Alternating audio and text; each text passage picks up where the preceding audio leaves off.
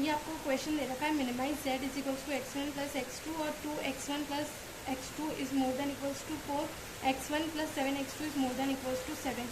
ये तो दे रखे हैं आपको कंस्टेंट और ये आपका ऑप्टिमम फंक्शन। अब सबसे पहले तो आप इनको कन्वर्ट कर लो, क्योंकि ये मैक्सिमम का है तो यहाँ से आपको कोई ना कोई वैल्यू कम करनी पड़ेगी।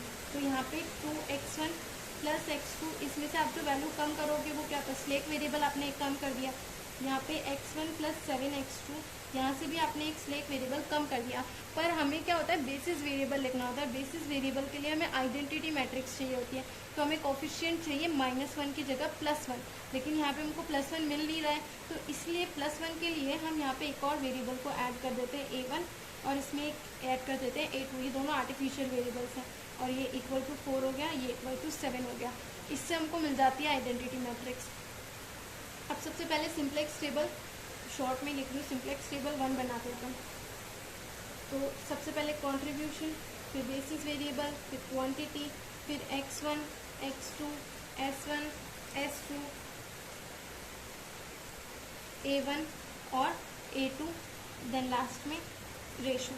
कंट्रीब्यूशन और सबसे पहले तो आप इनको फिल कर लो, अपने आप आपको बेसिस वेरिएबल मिल जाएगा 4 और 7।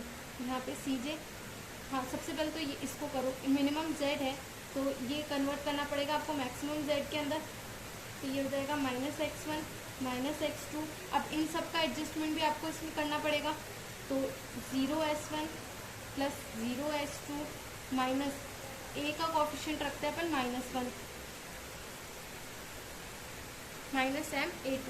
तो ये -m क्या होता है, m एक बहुत ही बड़ी कोई नेगेटिव वैल्यू होती है जिसका इम्पैक्ट इसके ऊपर ना पड़े, इसलिए अपन इसको कोफिशिएंट -m रख देते हैं, a का coefficient.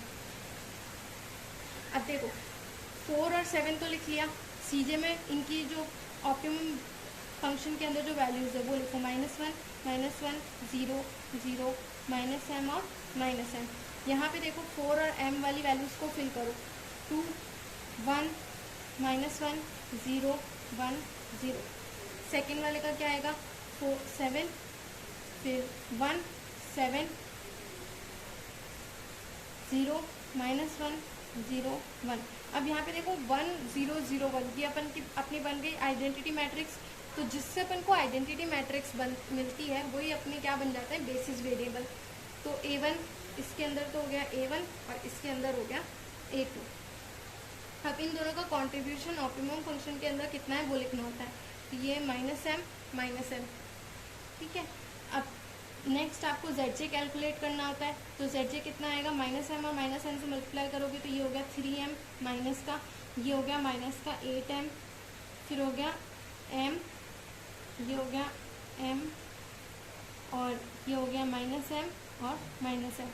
cj minus zj calculate करना होता है, तो -1 और ये कितना हो गया, -1 प्लस 3m, ये हो गया -1 प्लस 8m, ये हो गया -m 0 और 0। आपको m की जो मैक्सिमम पॉजिटिव वैल्यू है उसको सेलेक्ट करना है, तो मैक्सिमम पॉजिटिव वैल्यू 8m है, तो ये आपका आंसर हो गया इसमें। तो ये बन गई आपकी की कॉलम, राइट। अब यहाँ पे की आपको रेशियो चाहिए, तो की कॉलम के एलिमेंट से आपको क्वांटिटी को डिवाइड करना पड़ेगा। तो 4 को 1 से डिवाइड किया 4 और 7 को 7 से किया 1। यहाँ पे अपन मिनिमम रेशियो चूज करते हैं, तो ये बन गई आपकी की रो। तो जहाँ पे की रो और की कॉलम इंटरसेक्ट करती है वो क्या होता है, आपका की एलिमेंट, ठीक है। सेम एज आपको सिंप्लेक्स टेबल सेकंड बनानी है। कैसे बनाओगे, contribution, basis variable, quantity, x1 x2 s1 s2, यहाँ तक तो सेम रहेगा। अब यहाँ पे देखो आप a2 को रिप्लेस करने वाले हो x2 से, तो जब भी कोई आर्टिफिशियल वेरिएबल रिप्लेस हो जाता है तो फिर से आपको नेक्स्ट सिंप्लेक्स टेबल में उसको लिखने की ज़रूरत नहीं होती, तो यानी a2 आपका एलिमिनेट हो जाएगा यहाँ से। तो a2 एलिमिनेट, सिर्फ a1 आएगा और देन रेशो। तो इसको आपको वापस से फिल करना है जैसे आप बाकी सारी टेबल्स को फिल करते हो। तो देखो अब इसको फिल करते हैं, तो ये तो रिप्लेस होने वाली है अपनी। सबसे पहले इसी को फिल करते हैं, a2 की जगह क्या आ जाएगा, x2 और a1 अपना सेम रहेगा, ठीक है। अब क्या करना है, सबसे पहले आपकी की एलिमेंट से सारे एलिमेंट्स को डिवाइड करना है, तो आपको अपने आप ही सारे एलिमेंट्स मिल जाएंगे। तो 7 को 7 से डिवाइड किया 1, दिस इज 1/7, देन 1, दिस 0 -1/7 0। ये तो आपको लिखना ही नहीं है, ठीक है। अब ये वाली आप कैसे फिल करोगे, सेकेंड वाली जैसे आप हमेशा फिल करते हो, जैसे मैंने आपको बताया था ओल्ड वैल्यू माइनस जिसको भी जीरो बनाना है वो इंटू न्यू वैल्यू। अब देखो यहाँ पे आपको 1 तो मिल गया, जीरो किसको बनाना है, इसको जीरो बनाना है, तो यहाँ पे 1 इंटू न्यू वैल्यू तो सेम ही रहेगा, 1 से मल्टीप्लाई करोगे तो। एक बार ओल्ड वैल्यूज लिख लो क्या क्या है, 7 1 नहीं ये 4 2 1 -1 0 1, ये तो हो गई ओल्ड वैल्यूज। न्यू वैल्यूज क्या है, जो अभी फिल की थी, ये वाली जो बाद में आपने फिल की, क्या क्या है, 1 1/7 1 0 -1/7 और 0। अब इसको सॉल्व करोगे तो 3, ये हो जाएगा 13/7, this is 0, this is -1, this is minus minus plus, तो ये प्लस का 1/7 हो गया और ये 1। तो बाद में वैल्यूज क्या है आपकी, 3 13/7 0 -1 1/7 देन 1। अब इनका कंट्रीब्यूशन क्या है, यहाँ पे लिख दो CJ -1 -1 0 0 -m। कंट्रीब्यूशन क्या है इसका, तो है -m और इसका कितना है x2 का कितना है -1, तो ये आपका कंट्रीब्यूशन हो गया। अब वापस CJ कैलकुलेट करो तो ये कितना हो गया, -1/7 -13/7। इसमें कुछ मिस्टेक है क्वेश्चन के अंदर, करेक्ट कर लेना, 13/7 नहीं लिखी हुई है वैल्यू। अब यहाँ पे 0 और ये हो गया -1, फिर ये हो गया m, then 1/7 -m/7 and then -m। ये हो गई वैल्यूज। CJ -ZJ कैलकुलेट करो तो क्या आएगा, -1 से ये वाली वैल्यूज को माइनस करोगे तो ये आएगा 13/7m -6/7, ये आएगा 0, ये आएगा -m, ये आएगा m/7 -1/7 and then this is 0। अब यहाँ से फिर से आपको m की मैक्सिमम वैल्यू चूज करनी है, तो मैक्सिमम पॉजिटिव वैल्यू क्या है आपकी, 13/7 मैक्सिमम पॉजिटिव वैल्यू है, तो ये हो गया आपका की कॉलम। अब की कॉलम के एलिमेंट से डिवाइड करोगे तो ये आएगा 21/13 और ये कितना आएगा 7। यहाँ से देखोगे तो ये वैल्यू छोटी आएगी, तो मिनिमम रेशो कौन सा आया, 21/13 वाला मिनिमम रेशो आया। तो ये आपकी की रो हो गई, ये आपकी की कॉलम हो गई, जहाँ पे दोनों के इंटरसेक्ट होती है वो आपका बन जाता है की एलिमेंट, ठीक है। अब फिर से बनाना है सिंप्लेक्स टेबल थर्ड, ये आपकी फाइनल सिंप्लेक्स टेबल होगी। ये वापस से वही कंट्रीब्यूशन, बेसिस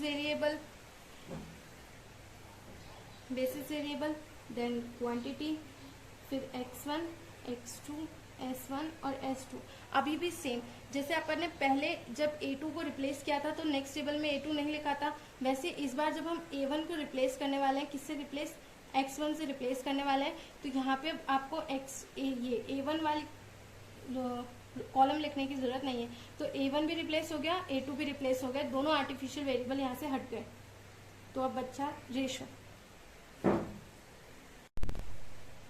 अब देखो यहाँ पे भी वापस से वैसे ही फिल करनी है, a1 किससे रिप्लेस हो जाएगा, x1 से रिप्लेस हो गया, x2 किससे रिप्लेस हो गया, x2 तो सेम रहेगा, x1 और x2 दोनों आ गए। अब ये सबसे पहले आपको ये वाली रो को फिल करना है, तो 13/7 से 3 को डिवाइड करो, तो 13/7 से डिवाइड करोगे तो वही 21/13 आएगा, ये हो गया 21/13। अब चाहे आप 13/7 से डिवाइड करो या 7/13 से मल्टीप्लाई कर लो, एक ही बात पड़ेगी, है ना। ये हो गया 1, ये हो गया 0, ये हो गया -7/13, ये हो गया 1/13। फिर कंट्रीब्यूशन x1 पहले यहाँ पे लिख दो, CJ -1 0 और 0, x1 का कितना है -1 और x2 का भी -1। अब आपको x2 वाली ये वाली रो को फिल करना है, तो वैसे ही जैसे हमेशा करते हैं, ओल्ड वैल्यू माइनस जिसको 0 बनाना है, 0 किसको बनाना है, 1/7 को इंटू न्यू वैल्यू।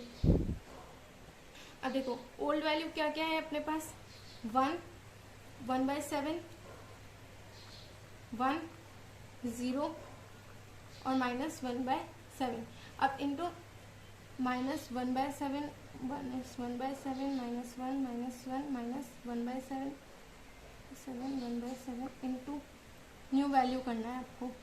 तो न्यू वैल्यू कितनी है, 21/13 देन 1 देन 0 देन -7/13 और 1/13। अब यहाँ पे देखो 7 से 7 कैंसिल हो गया, यहाँ से 7 3 जो 21, तो ये हो गया 13 माइनस 3, 10/13, ये हो गया 0, ये हो गया 1, ये हो गया 0, माइनस माइनस प्लस हो गया, ये हो गया 1/13 और इसको सॉल्व कर लेना, इसको सॉल्व करने से आएगा 2/13।